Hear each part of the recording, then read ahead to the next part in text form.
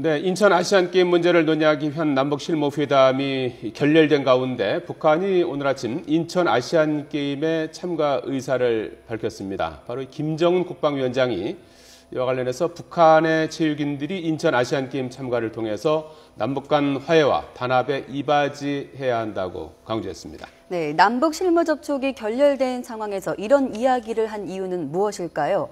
오락가락하는 북한, 김용현 동국대학교 북한학과 교수와 함께 이야기 나눠보도록 하겠습니다. 네, 어서 오십시오. 안녕하십니까.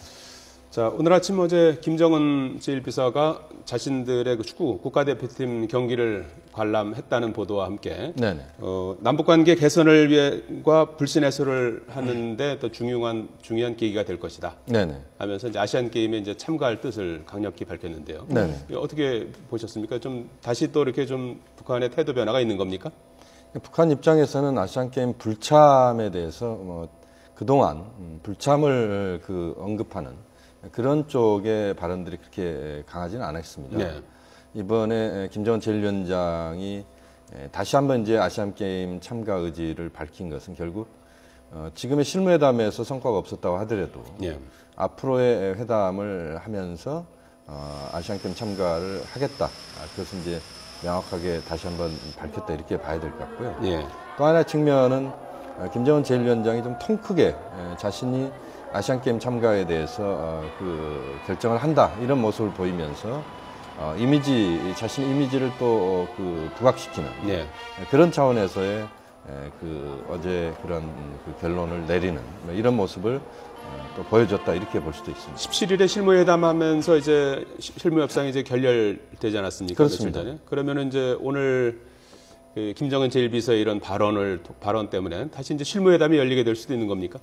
실무회담은 그때 결렬이었습니다. 물론 그때 17일 날 결정이 전혀 후속 회담 접촉이 결정이 안 된 상태였습니다만 이번 김정은 제1위원장의 발언으로 실무회담은 곧 재개될 가능성이 상당히 높아졌다. 그래서 우선은 이제 북한의 참가를 전제로 한 그런 실무회담이 앞으로 조기에 개최될 가능성이 높다. 또 응원단의 참관도 역시 가능한 쪽으로 그런 흐름들이 만들어졌다 이렇게 볼 수 있겠습니다. 이 아시안게임 참가를 통해서 남북 간 화해와 단합에 이바지해야 한다는 김정은의 발언이 남았는데 이게 어느 정도나 진정성이 있다고 보시는지요? 그 진정성이라고 하는 부분은 이제 우리가 어떤 평가를 하느냐에 따라서 여러 가지 결론이 달라질 수 있는 부분입니다. 북한의 오늘 조선중앙통신 보도를 보면 또 한편으로는 이제 불순 세력의 정치적 농락물로 돼서는 안 된다.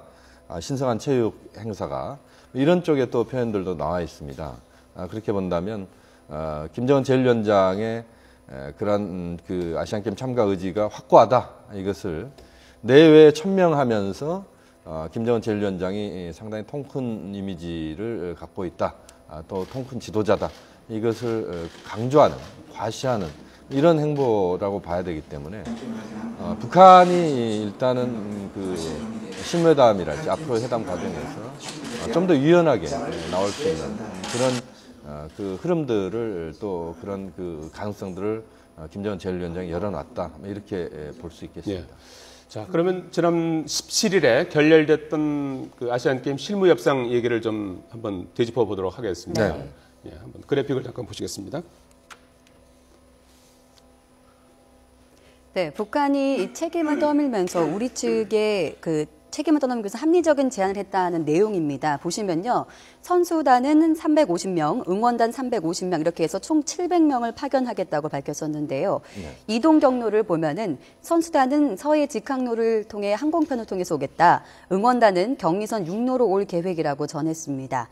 또 숙소와 관련해서는 북한의 만경봉 92호를 인천항에 정박시켜서 숙소로 이용하게 해줄 것을 요구했습니다. 이렇게 되면은 사실상 이제 육해공 모든 경로를 통해서 이제 선수들이 들어오게 되는 거 아니겠습니까? 그렇습니다. 이번에 북한이 이렇게 이제 아시안 게임에 이제 대규모 인원을 파견하면서 육로와 이제 바닷길, 그다음에 이제 서해 직항로까지 이용하겠다고 한 배경은 뭐라고 보십니까? 우선은 김정은 제1위원장 체제가 과거에 비해서 폐쇄적이지 않다. 예. 이런 것들을 또 보여주는 그런 차원에서 행보다 이렇게 봐야 됩니다. 사실 우리가 그동안 예상을 하지 못했던 부분은 경의선 철로를 이용해서 응원단을 보내겠다는 것이었습니다. 네. 이 부분까지는 북한이 그 정도까지 적극적인 의지를 표현하기는 쉽지 않을 것이다 이렇게 판단을 했습니다만 이번에 그러한 북한의 그 육해공을 통한 그런 이동수단의 이야기는 결국 김정은 제1위원장이 체육에 대해서 상당히 관심이 많고 예. 또 그런 그 지금의 남관계 상황들이 어려운 상황이지만 북한이 남관계 개선을 위해서 적극적인 노력을 하고 있다. 이것을 국제사회에 좀 보여주고자 하는. 예. 그러면서 지금의 남관계가 어려운 상황들은 사실 남측 정부의 책임이 있다. 이런 쪽으로 그 상황을 또 그 해석하게 하는 이런 그 흐름 속에서 북한이 상당히 좀 크게 또 숫자도 늘리고 그 이동 수단도 굉장히 확대시키는 예. 이런 모습을 보였다. 이런 평가가 가능하다고 합니다. 이 결과적으로 또 지난 실무협상이 완전히 결렬됐다기보다는 앞으로 이 남북 간의 기싸움 성격이 강하다 이런 분석이 있는데요. 네네. 이 북한이 이게 손바닥 뒤집듯 하는 이런 행동을 보이는 이유, 이 북한의 속셈이 무엇인지 좀 예측할 수 있을까요? 지금의 상황에서 보면 이제 북한은 아시안 게임 참가랄지 또 응원단 참관 이 과정에서 남측 정부, 박근혜 정부가 도대체 남관계에 대해서 또 북한이 요구하는 남관계 개선에 대해서 얼마나 적극적 의지가 있느냐 이런 것들을 또 시험하겠다 이런 또 측면에서의 그런 그 응원단 대규모 파견이랄지 이런 상황을 지금 만들고 있다 이렇게 볼 수도 있습니다. 네. 다시 말씀드리면 남측 정부가 소극적이다. 북한은 적극적인데 남측이 소극적이기 때문에 지금 문제가 풀리지 않고 있다. 이런 쪽으로 그 국내 여론을 또 세계 여론을 또 끌고 가는 이런 차원에서 북한의 지금 행보가 나오고 있다 이렇게 봐야 될 것 같고요. 북한이 지금 뭐 널뛰기 행보를 좀 보이고 있는 부분들은 그러한 과정에서 박근혜 정부를 흔드는 그 과정에서 남남 갈등도 유도시키는 이런 차원에서 북한이 상당히 다목적 카드로서 지금의 아시안 게임 참가와 관련된 여러 가지 상황들을 북한이 끌고 가는 이런 모습을 보이고 있다 이렇게 볼 수도 있습니다. 예. 어제는 북한이 조선중앙통신 담화를 통해서 네. 지난 17일 실무 협상 그 결렬이 됐던 그 내막을 이제 공개를 했어요. 네. 네네. 나름대로 뭐 자세하게 이제 오갔던 대화라든지 의제라든지 이런 네네. 것들을 공개하면서 핵심적인 내용이 오전엔 뭐 이렇게 대화가 잘 되다가 오후 네. 들어서 2시간 반 동안 이제 회의를 지연시킨 뒤에 청와대의 그 지령을 받은 뒤에 회의 태도가 돌변했다. 네네. 갑자기 뭐 국제 관례 대회 규정 이런 것들을 이제 네. 들고 나오면서 협상이 결렬됐다 하면서 결렬 책임을 이제 우리 쪽으로 뭐 결국은 이제 전가하고 있는데요. 네네. 왜 이런 발언이 나왔다고 보십니까? 역시 북한 쪽 입장에서는 지금 국면에서 그 우리 정부가 얼마나 남관계 개선에 대한 의지가 있느냐 이런 것들을 또 그 보려는 뭐 그런 차원에서의 그 행보가 17일 날도 나왔다 이렇게 봐야 되는데요. 네. 오전 회의까지는 뭐 크게 문제 없이 일단은 큰 틀에서 이야기들은 됐다고 봐야 되는데 사실 이제 박근혜 정부 우리 정부 입장에서는 국제적인 관례에 따라서 응원단의 그 참관 비용이랄지 또 여러 가지 그 북한 선수단이랄지 응원단에게 주어지는 그러한 우리 아시안게임 조직위원회랄지 우리 정부가 할 수 있는 범위의 그 수준들을 좀 국제 관례를 또 중요하게 보면서 거기에 맞추겠다 이런 입장을 갖고 그 17 회담에 임했다 이렇게 봐야 됩니다. 예. 네, 근데 지금까지 우리나라에서 열리는 스포츠 대회에 참가했을 때 북한의 비용을 우리가 3차례나 비용을 부담을 했잖아요. 그렇습니다. 북한이 그래서 그것을 기대하고 있는 것이 아닌가 하지만 우리 측에서는 지금 국제 관례 준하는 것이 바람직하다고 했을 때는 그 비용이 현저히 떨어지지 않습니까? 좀 구체적으로 네. 얼마에서 얼마 정도가 저희는 지원이 될지 우리 측 입장은 어떤지 좀 설명을 한번 지금 해주시죠. 이제 뭐 그 액수와 관련된 부분은 뭐 여러 가지 경우에 따라서 달라질 수 있습니다. 예를 네. 들면 만경봉호가 실제 인천 항에 정박을 해서 응원단이 실제 그 출퇴근 응원을 만경봉호에서 하게 될 경우에는 사실 체류 비용이 상당히 많이 낮아질 수 있습니다. 네. 그런데 이제 호텔을 활용하거나 뭐 이렇게 됐을 경우는 이제 비용 자체가 굉장히 늘어나겠죠. 네. 역시 이제 지금의 그 인천 아시안 게임과 관련된 부분에서 보면은 사실 그동안 세 차례 북한의 응원단이 왔던 상황에서는 그 줄다리기는 있었습니다만 결국엔 어쨌든 우리 측이 그 처리 비용을 전적으로 다 부담을 했었습니다.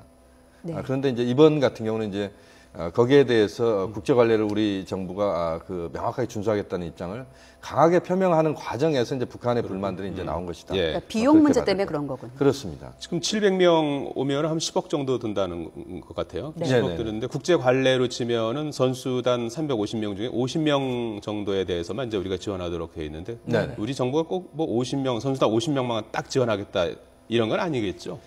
그렇다고 봐야 되겠습니다. 예, 지금 협상을 사실 통해서 좀 여진이 있는 그렇습니다. 거죠. 지금 뭐 제가 볼 때는 뭐 가장 바람직한 것은 북한이 자신들의 능력에 그 맞춰서 그 대참가 비용이랄지 또는 그 응원단의 참관 비용들을 다 되는 게 맞겠죠. 예. 그렇지만 이제 북한의 경제적 상황이랄지 여러 가지들을 고려해 봤을 때 또 그동안 우리가 북한에서 온 손님들을 우리가 맞이하는 차원에서 우리의 이제 전통적 정서가 있지 않습니까? 네. 이런 정서에 또 정서법이 있기 때문에 거기에 따라서 우리가 또 할 수 있는 범위 내에서는 또 최대한 할 수 있는 그런 서로 간에 좀 그 약간 유연한 그런 접근법들이 필요하고 좀 양보가 필요하다라고 봅니다. 네. 이게 지금 9월 19일 날 아시안 게임 개막을 하기 때문에 예.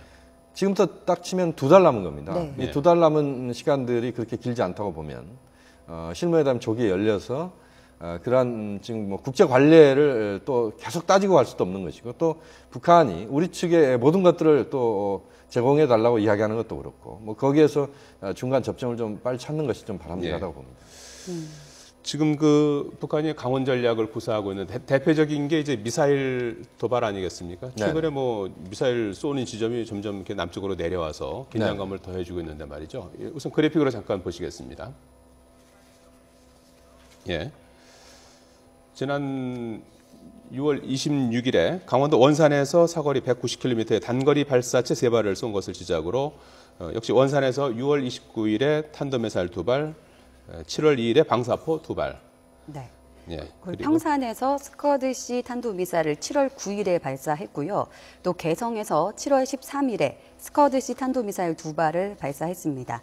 그리고 또 고성에서 7월 14일에 방사포 120여 발을 발사했는데요. 점점 우리 측과 가까워진다는 것을 육안으로도 저희가 확인할 수가 있습니다. 네. 자, 왜 그러는 걸까요? 이렇게 점점 이렇게 남쪽으로 남하하는 이유는 뭐라고 보십니까? 그 부분은 두 가지 측면을 봐야 될 것 같습니다. 예. 하나는 지금 이제 한미 군사훈련이 지금 진행되고 있고 예. 또 미국의 항공모함이 조지 워싱턴호가 지금 또 그 남해 그리고 서해 쪽에서 지금 훈련을 한국군하고 같이 하고 있습니다. 예. 이런 과정에서 북한의 그런 불만 이것을 표현하는 그런 차원에서 서해 쪽에서도 개성 바로 북방 지역에서 쐈고요. 예. 또 동해안 쪽에서는 이제 고성의 통일전망대에서도 육안으로 봤습니다. 예. 그 관광객들이 휴대폰으로 촬영한 사진이 네네네. 공개됐어요. 예. 예. 그야말로 이제 바로 우리가 동해선 그 금강산 갈 때 가다 보면 이제 동해선 철로가 있고 예. 또 거기에 낙타봉도 있고 이제 구선봉도 있고 뭐 이런 쪽에서 이제 쐈다 이렇게 봐야 되는데 네. 결국엔 이제 그 한미 훈련에 대한 불만 예. 이런 것들을 이제 표현하는 차원에서 휴전선 인근 이쪽에서 이제 쐈다 이렇게 봐야 될 것 같고요. 또 예. 하나의 측면은 지금 금강산 지구 관광지구 안에서 쐈다 이렇게 봐도 무방할 정도의 네. 지역이었습니다. 네. 결국 금강산 관광 재개가 안 되고 있는 상황에 대한 이제 불만 이런 것들이 군사적 차원에서 이제 표현됐다 이렇게 봐야 될 것 같고요. 예. 네. 개성 바로 북방에서의 개성은 남북 경협의 상징 지역 아닙니까? 그렇습니다. 예. 이제 그 지역도 역시 개성공단이 지금 작동하고 있습니다만 가동되고 있습니다만 개성공단이 처음부터 그 북한 요구했던 수준이랄지 이런 것에는 아직 못 미치고 있다 이렇게 봐야 되거든요. 예. 네. 이렇게 본다면 이제 그런 차원에서 북한의 불만들이 표현된 것이다 이렇게 볼 수도 있습니다. 네, 예. 과거엔 어떻습니까? 이렇게 과거에도 이렇게 가까운 위치에서 미사일 발사한 적 있습니까? 그런 적은 없었습니다. 전례가 없군요. 그렇습니다. 특히 이 강원도 고성 지역. 예. 그러니까 통일전망대에서 육안으로 방사포가 발사되는 것을 네. 관광객들이 그 휴대폰으로 찍을 정도, 사진을 찍을 정도의 그런 거리에서 발사한 적은 없었다. 이것은 상당히 의도적인 것이다 이렇게 볼 수도 있습니다. 예. 유엔 안보리가 북한의 최근 단거리 미사일 발사가 이제 안보리 결의 위반이다 이렇게 하면서 언론 발표문이라는 것을 냈는데 말이죠. 네네. 이런 어떤 다른 그 미사일 발사 도발에 대해서 국제사회가 할 수 있는 제재 방법은 없습니까? 관례적으로 보면 사거리 500km 이내의 미사일 발사에 대해서 예. 유엔 차원에서 제재가 이루어진 그런 경험은 거의 없습니다. 네. 그러니까 단거리 미사일 정도의 그런 그 발사 훈련은 그것이 탄도 미사일이라고 하더라도 그것은 훈련의 일환 정도로 그 국제사회가 예. 보는 것입니다. 그러니까 예. 북한뿐만 아니라 다른 국가들에서 유엔 제재가 가해진 국가들에서도 500km 이내의 미사일 발사를 이 부분에 대해서는 강력한 제재를 한 적은 별로 없었다. 예. 예. 이렇게 보면 유엔 차원에서 이제 언론을 통한 그런 이제 사실 약한 제재입니다. 예. 그런 제재를 한 것은 결국 어쨌든 유엔이 할 수 있는 현재까지의 상황에서는 그 최선의 그런 제재 수단을 동원했다 이렇게 볼 수밖에 없습니다. 네. 만약에 유엔이 강한 제재를 조치를 취한다면 북한은 어떤 반응을 보일까요? 역시 이제 북한의 반발이 상당히 나올 가능성이 높다 이렇게 말씀드릴 수가 있는데요. 네. 역시 지금 유엔에서 북한에 대해서 제재가 지금 서너 개가 지금 작동하고 있습니다. 네. 이 작동하고 있는 제재에서 보면 탄도미사일 발사에 대해서 유엔 제재가 가해지게 돼 있거든요.